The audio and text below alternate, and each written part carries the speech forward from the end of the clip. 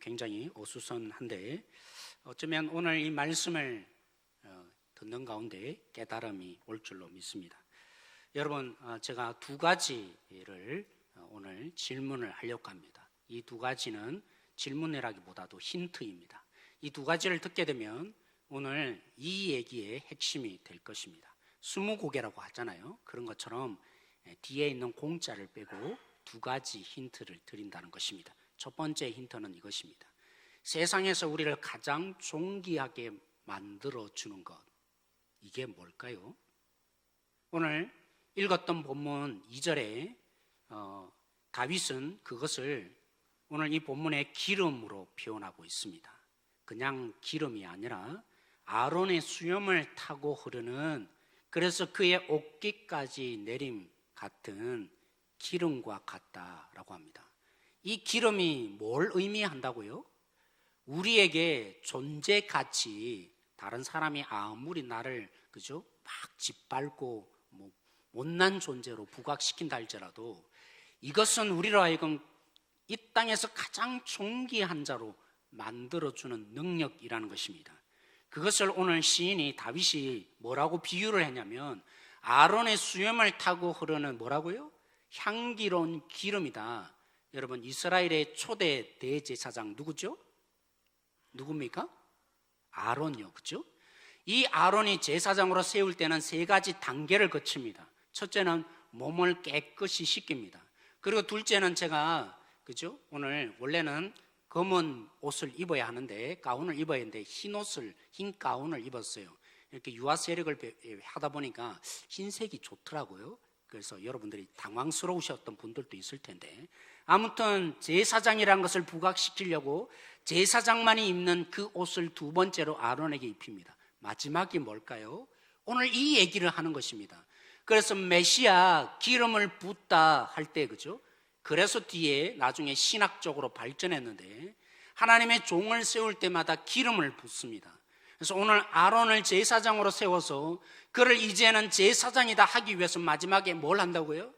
기름을 붓는 것입니다. 그 기름은 향기가 너무나 진동했습니다. 그래서 여기에 함께 모였던 온 성도들이, 또 이스라엘 백성들이 뭐 할까요? 그 향기에 취해서 자신들을 새롭게 인식하는 것입니다. 아론만 특별한 거룩한 존재가 아니라 누구도요? 우리도 하나님이 택하신 특별한 존재구나, 하나님의 보배구나, 세상과는 다른 존재인구나. 그걸 어디서 처음 경험한다고요? 아론에게 제사장으로 위임받으면서 기름이 부어질 때 지금 다윗이 그 얘기를 하는 것입니다. 오늘 이러이러한 능력이 너희들에게 있다, 이런 부분이 있다면 정말 아론의 기름처럼 우리로 하여금 특별한 존재, 대단한 가치로 우리를 깨닫게 한다라고 합니다. 이게 뭘까요? 그래서 두 번째 제가 힌트를 드리고자 합니다. 아무리 어려운 상황이 온다 할지라도 우리를 절망에서 빠져나오게 하는 생명의 능력인 것입니다. 이게 무엇이겠습니까? 그래서 오늘 이 본문의 3절에 이슬로 비유를 했습니다. 사물을 통해서 비유하는 거죠.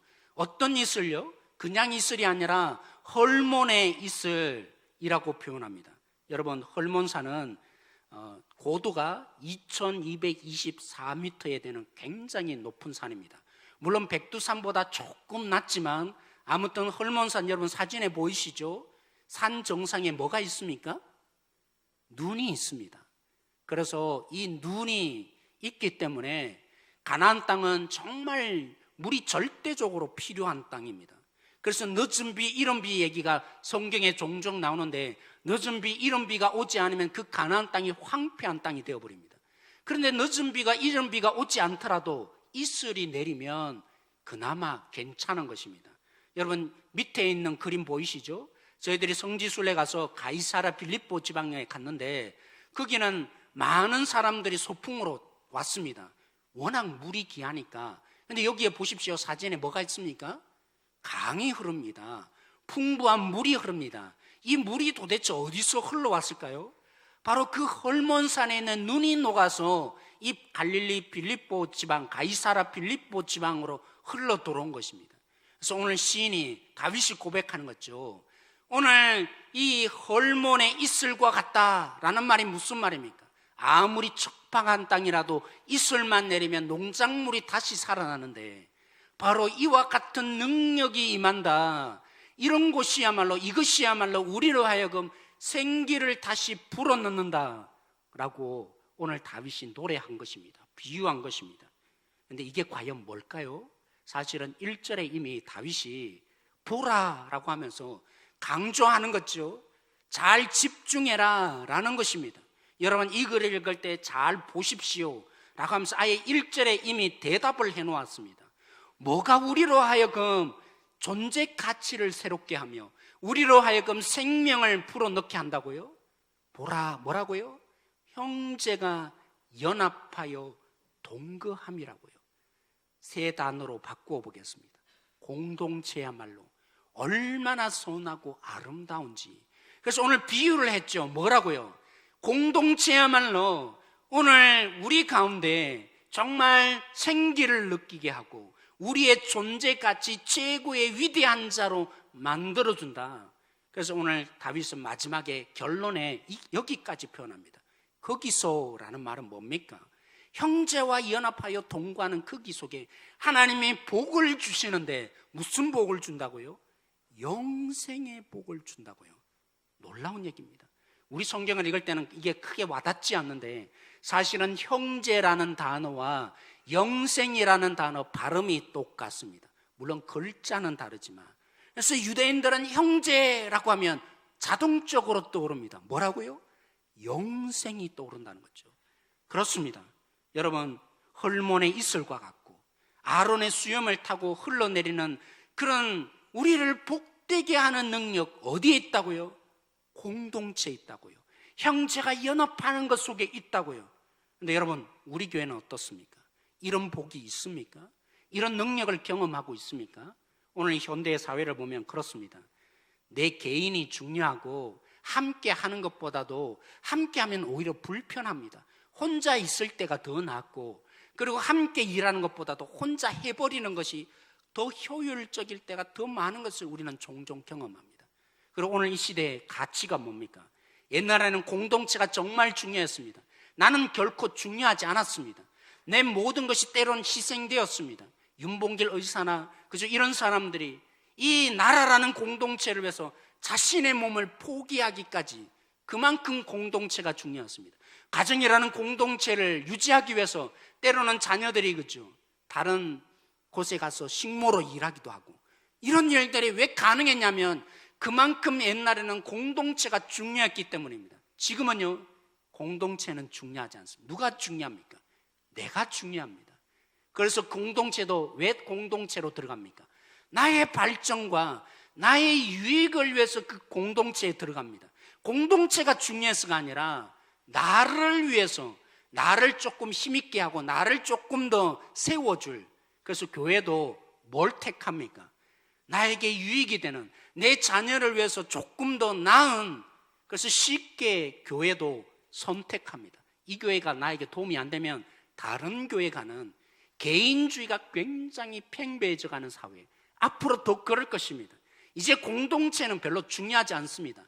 나 개인 한 사람, 나를 위해서 힘써줄 그 무엇이 필요한 것이 그냥 공동체라고 생각할 정도가 된 것이죠. 여러분, 제가 신대원 기숙사에 있을 때가 생각이 났습니다. 오늘 이 말씀을 준비하며 기도하는 가운데 이 신대원 처음 들어가서 기숙사에 4명이 있는데 그 기숙사에는 저랑 같이 2살 위에 있었던 형이 같이 신대원에 들어갔고 그래서 같이 기숙사 생활을 했습니다. 같은 교회 선배였는데 2살 많은 선배. 근데 그 선배는 그죠 별명이 있었습니다. 별명은 이랬습니다. 천사다. 무슨 별명이라고요? 천사였습니다. 그러면 여러분 조금 상상이 되실 것입니다.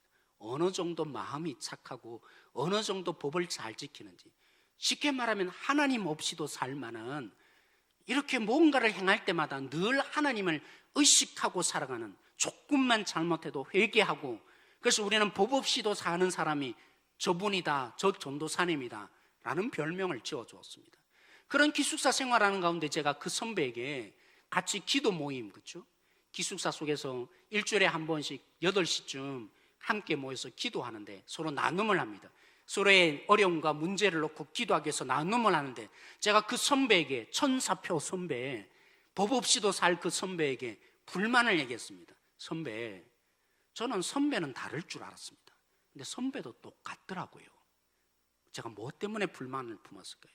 천사와 같고 누구보다도 교회에서 저를 본 사람인데, 함께 오랜 동안 함께 했던 선배인데 왜 다른 사람처럼 제가 알았고 말하면 알았고 알아들으세요? 그때 제 존재 가치는 그랬습니다. 제가 추구하는 것은 사람이면 알아들어야 한다. 이 말하면 이 말의 뜻이 무엇인지를 캐치하고, 그래서 마음을 헤아려 줄 한 사람을 저는 추구하고 살았던 것입니다. 그런데 제가 강도사 시절이 지나고 목사가 되어서 사역하면서 어느 날 하나님이 저에게 이걸 철저히 깨부수셨어요. 헨리 나우엔이라는 책을 우연히 읽게 되었는데 그 책 이름이 영적 발돋움이라는 책이었어요. 그 책에 제가 생각했던 이 모든 것을 철저히 깨부수더라고요. 헨리 나우엔이 이렇게 말합니다. 우리 모두는 외롭다. 우리 모두가 어떻다고요? 외롭다. 사실 그 누구도 우리의 마음을 온전히 이해해 줄 사람, 하나님이 그런 능력자 세우지 않았다. 처음에는 그게 저에게 눈길로 와닿기 시작했는데 공감되기 시작했어요. 왜요? 강도사 시절을 지내보고 목사 시절을 지내면서 많은 사람들을 대해보니까 내 마음 다 헤아려 줄 사람 있었을까요? 없었어요. 더욱더 외로웠죠. 외로움과 외로움이 끝없이 이어졌는데 그 책을 보면서 그렇구나, 사람이라는 존재는 오늘 여기에 풀어간 것처럼 외로울 수밖에 없는 존재구나. 그런데 거기에서 덧붙였던 내용이 중요했습니다. 우리에게 중요한 것은 이 외로움 광야 속에서 그 외로움이라는 광야를 고독이라는 동산으로 바꾸어가는 것이 그리스도인이다. 제가 여기서 다 설명할 수 없습니다. 아무튼 그 책을 통해서 하나님이 저에게 알려주셨어요. 너 헛된 짓 했다. 너 잘못되었다. 너 잘못 추구하고 있었다. 라는 사실을 그 책을 통해서 저에게 감동을 주셨고 깨닫게 하셨는데, 여러분 제가 누굽니까? 성경 말씀을, 그죠? 다른 거 못해도 가장 중요한 말씀을 연구하고 가르치는 목사 아닙니까? 제가 몰랐더라고요. 헨리 나우엔의 주장이 아니라 이미 성경에 그 얘기를 하고 있죠. 왜요? 창세기 11장에 뭐가 있습니까? 바벨탑 사건이요. 헤벨이라고 하는 헛되다라는 솔로몬이 얘기했던 그 헛됨이라는 단어의 뜻 그대로 가지고 있는 바벨탑. 여러분 바벨탑을 왜 지었습니까? 아담이 하나님 없이 살아보려고, 하나님처럼 되려고 선악을 알게 하는 나무 열매를 따먹은 그 모습 그대로를 바벨탑 사건에 나타난 거죠. 왜 그들이 탑을 쌓기 시작했습니까? 성을 높이 올리기 시작했습니까? 하나님까지 이르러서 내가 하나님 되어서 그 능력으로 내 마음대로 살겠다는 그 아담의 모습 그대로였던 것이죠. 하나님이 거기에 찾아와서 보니까 모이면 모일수록 사람이 뭐합니까? 그 힘과 지혜와 능력으로 하나님을 부인하고 하나님을 대적하는 것만 하더라는 것입니다. 타락한 인생에 모이기만 하면 하는 일이 뭡니까? 하나님을 부정하고 하나님 없음을 증명하고 자신의 지혜를 믿는 사람, 하나님을 대적하기만 하니까 하나님이 안 되겠더라는 거죠. 산에 뭐 하셨습니까? 흩으셨습니다. 함께 하지 못하도록 흩으셨습니다. 그럴 때 하나님이 어떻게 흩으셨습니까? 마음이 맞지 않게 만드셨습니다. 언어를 달리 하심으로 한국어, 일본어, 중국어, 그죠? 영어가 참 배우기 힘든데, 그래서 때로는 참 바벨탑 사건이 저주스럽기도 한데 왜 그때 그랬을까? 영어 배울 필요도 우리가 없을 텐데. 저는 그렇게만 생각했어요. 근데 그것만이 아니죠. 언어가 달라졌다는 말은 이 말만 달라졌다는 말이 아닙니다. 말의 구조가 달라졌고 이해하는 방법이 달라졌다는 것입니다. 똑같이 이해하지 않습니다. 한 가지를 놓고도 이러쿵저러쿵 다르게 다 이해하니까 같아질 수가 없는 거예요. 하나 되어질 수가 없는 거예요. 섭해질 수밖에 없고 외로움을 느낄 수밖에 없는 존재, 당연한 것입니다. 때로는 오해함이 일어나고 서로를 받아들이지 못하는, 때로는 불이해가 일어나는 게 언제부터라고요? 바벨탑 사건으로 인간은 원래 그럴 수밖에 없는 존재. 그런데 어떻게 생각합니까? 왜 이해하지 못하지? 제가 그렇게 생각을 했다고요. 사랑하는 성도 여러분, 제가 마음을 헤아려 줄 사람을 찾느라 사실은 뭐 한 것입니까? 천사표 그 선배를 나쁜 놈 만든 거죠. 그런데 저처럼, 그죠? 우리는 소통이 굉장히 중요합니다. 근데 어느 순간에 소통해야죠. 근데 이 소통이라는 것이 절대화되어서 사실은 서로 소통하지 못한다고 적대화되어 가고 있는 것은 아닐까요? 개인주의 사회만이 아닙니다. 오늘 우리의 공동체 속에 개인주의가 점점 무르익다 보니까 소통이 중요해지는데, 어느 순간에 제가 마음 알아줄 사람 찾다 보니까 뭐 했더라고요? 결국에는 천사표 그 사람을 나쁜 놈 만든 것처럼 소통하다가 그 소통이 절대화되어서 결국에는 소통이 안 된다고 서로를 적대화하는 우리 공동체가 아닐까요? 오늘 시작이 뭐라고 했습니까? 보라, 형제가 연합하여 동감이 뭐라고요? 어찌 그리 선하고 아름다운고 할 때 선하다는 말이 뭡니까? 이 선하다는 말은 옳고 그르다라는 말이 결코 아닙니다. 우리는 흔히 그렇게 생각하는데, 창세기 1장에 하나님이 그죠? 세상을 만드실 때 첫째 빛이 있으라. 빛이 있고 나니까 어떻게 하셨습니까? 하나님 뭐라고요? 보시기에 좋았더라고요. 둘째 날도 궁창을 만드시고, 셋째 날에도 하나님께서 그죠? 이 땅을 만드시고 땅에 채소를 있게 하신 후에 뭐라고요? 보시기에 좋았더라고요. 5번에 걸쳐서 보시기에 좋았더라, 보시기에 좋았더라, 보시기에 좋았더라 할 때 그 보시기에 좋았다란 말이 오늘 이 말인 거예요. 여러분, 이 땅은 그렇습니다. 정의를 너무나 중요합니다. 정의 자체가 너무나 귀중해요. 맞아요. 우리는 하나님의 형상이 있기 때문에 악한 거 싫어해야 되고 발라야 하는 것이 마땅한 것입니다. 그런데 그리스도인은 그 이상이어야 한다고요. 오늘 선하다는 말이 뭐라고요? 하나님이 말씀하시는 대로 이루어질 때 그게 선한 것이라고요. 우리 쪽으로 말하면 하나님의 뜻대로 순종할 때 우리는 의로워지는 것입니다. 선해지는 것입니다. 그런데 사랑하는 성도 여러분, 시시비비에 너무나 집중하다 보니까, 시시비비를 절대화하다 보니까 어느 순간에 정말 하나님의 뜻이 뭔데요? 목숨 걸고 하나님을 사랑하고 내 이웃을 내 몸처럼 사랑하라는 정말 가장 중요한 시시비비 때문에, 이게 옳다, 저 방법이 옳다, 그것 때문에 정작 하나님이 요청하시는 내 이웃을 사랑하지 못하는 그런 우상숭배, 시시비비가 우리 속에 우상숭배가 된 것은 아닐까요? 오늘 많은 절차에 그죠? 많은 반응들이 막상 일어났을 겁니다. 저도 당장에 여러분 그렇다고 자꾸만 이 말에 집중하지 마시고 긍휼이가 보이지 않는 거예요. 제 시시비비는 뭡니까? 아니, 시간도 안 지키고 안 해야지 라는 것이 처음에 제게 일어난 마음이 있죠. 우리 모두가 그렇잖아요. 그런데 그것보다 중요한 게 뭐라고요? 하나님의 마음이 뭔가, 하나님이 어떤 마음을 품고 있는가. 그래서 헤아려 보니까 긍휼이가 마음이 얼마나 힘들까. 이 자리에 준비를 했는데 못했으니까 그 마음이 얼마나 애탈까. 저기 뒤에 앉아 있는데 제 마음이 시키고 싶더라고요. 제 원래 성격은 뭡니까? 1분 1초도 틀리면 안 되는 거죠. 그래서 시시비비로 뭐 해야 합니까? 안 돼, 반주 못하는 거야, 이래야죠. 근데 하나님의 뜻은 뭐라고요? 뭐가 선한 것이라고요? 뭐가 정의로운 것인 거라고요? 하나님의 뜻대로 되는 거, 하나님의 뜻대로 순종하는 것이라고요. 하나님의 뜻이 뭔데요? 하나님을 목숨 걸고 사랑하는 너희가 내 이웃을 내 몸처럼 사랑해야 한다면서요. 근데 우리는 어떻게 합니까? 이거 틀렸다고, 이게 옳다고, 그거에만 정말 정작 집중해서 더 중요한 가치, 사랑이 없는 거죠. 사랑하지 않는 거죠. 너 틀렸으니까 너 나쁜 놈이다 만들어버리는 시시비비가 절대화된 우리 공동체가 아닐까요? 그런 의미에서 보면 우리가 마음 하나 알아줄 수 없는 우리들, 이 한계성이 있고, 개인주의는 점점 갈수록 팽배해져 가고, 공동체의 가치는 중심에 두지 않고, 시시비비와 또 우리 속에 그죠? 오늘 제가 말씀드린 것처럼 소통이 절대화되는 이 우상숭배, 그래서 어떻게 보면 오늘 이 말씀은 성취되지 않을 것처럼 보입니다. 오늘 이 시대는 다윗이 노래한 것처럼 공동체, 형제가 연합하여 동감의 아름다움을 맛보지 못할 것처럼 보여집니다.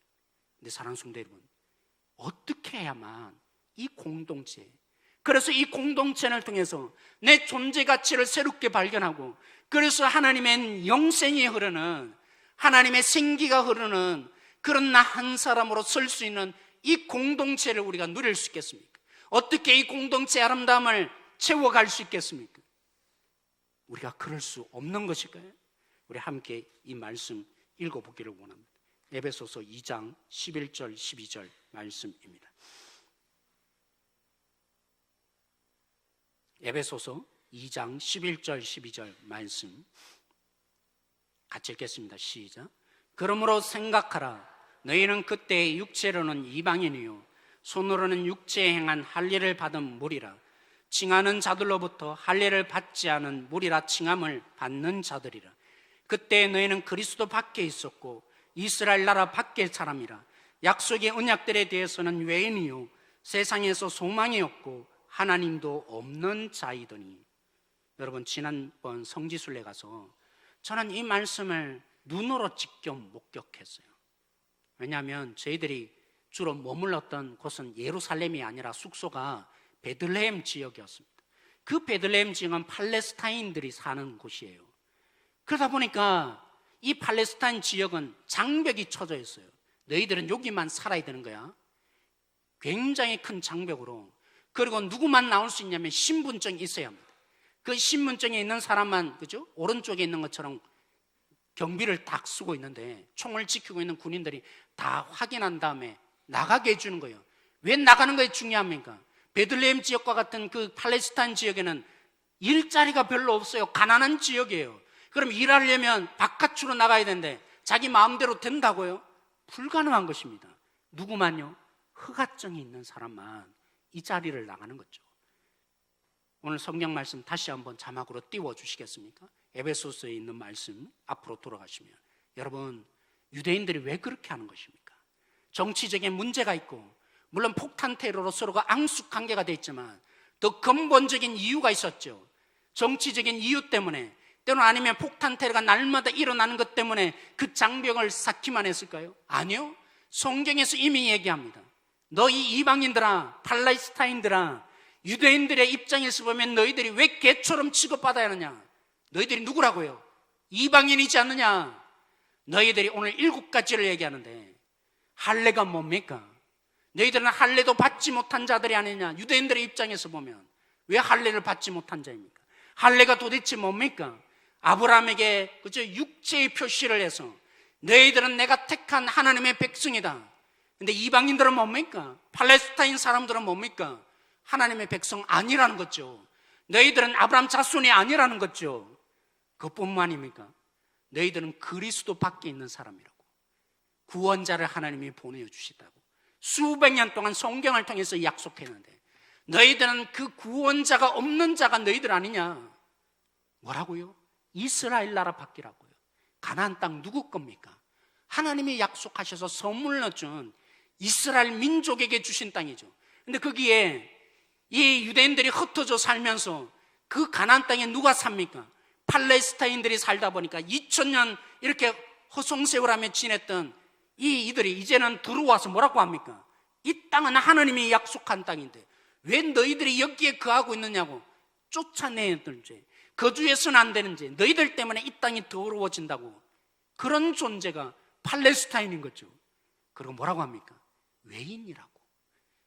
하나님의 약속이 없는 자, 하나님의 약속과 상관이 없는 자, 팔레스타인이었죠.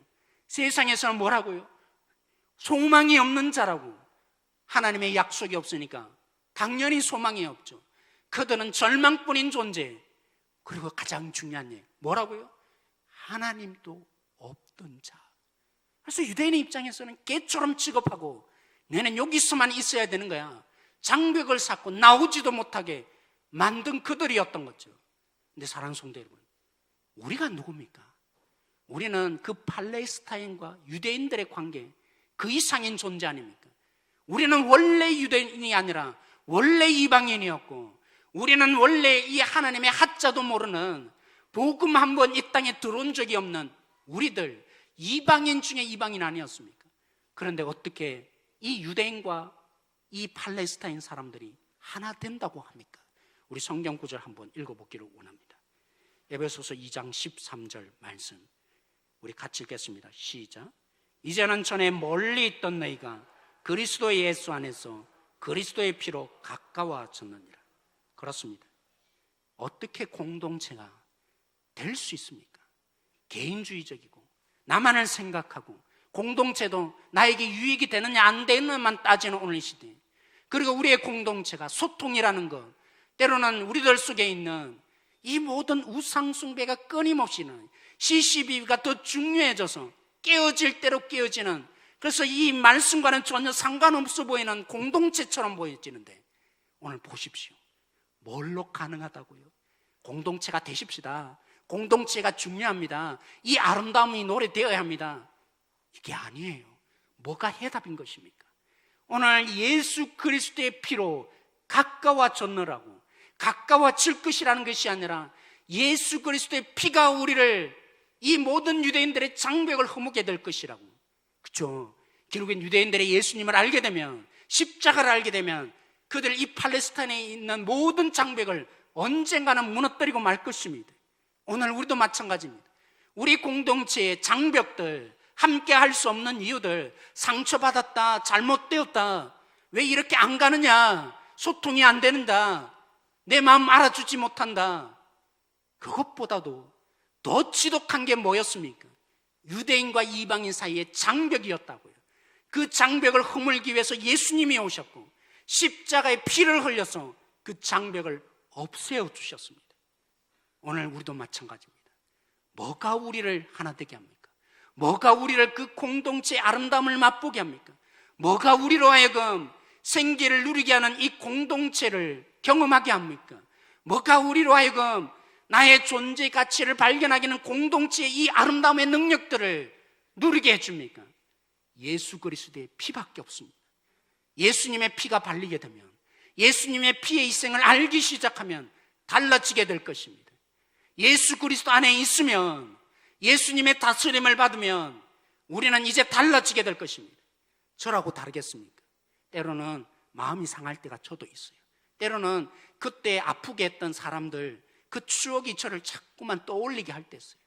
여러분, 마음을 아프게 했던 사람 손잡기 힘들죠. 함께하기 힘들죠. 뭐 얼굴은 이렇게 싫어하지 않는 표정을 짓지만 마음속에는 장벽이 우리 속에 있잖아요. 저라고 다르겠습니까? 근데 예수님 안에 있으니까요, 하나님이 그러더라고요. 은철아, 내가 너를 위해서만 피를 흘린 거냐고, 너를 위해서 내가 너를 위해서만 예수님을 희생시킨 거냐고, 내가 저를 위해서도, 너가 받아들이지 않고 너가 사랑하지 않는 저를 위해서도 내가 죽었다. 예수 그리스도의 피가 그에게도 흐르고 있다. 그도 내가 가장 사랑하는 하나님의 자녀다. 언제 이 목소리가 들립니까? 그리스도 안에 있을 때, 십자가의 피가 내 속에 덮여질 때, 내 눈으로 볼 때는 그들의 아프게 했던 것과 함부로 대했던, 담임 목사인데도 그저 아무렇게나 대했던 그 마음들이 불쑥불쑥 저에게도 올라와요.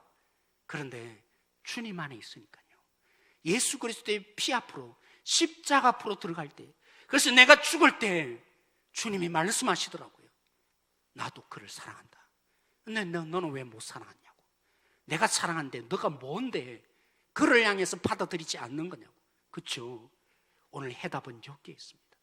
여러분, 공동체가 중요하니까, 공동체가 돼야 하니까, 하나님의 뜻이 선하고 아름답다 한 것처럼 하나님의 뜻은 공동체를 이루는 것이니까 그것만으로 안 돼요. 구약에 오늘 다윗이 말한 것처럼 이 유익이 있으니까 공동체가 되자. 아니요, 저는 오늘 그렇게 말하고 싶지 않아요.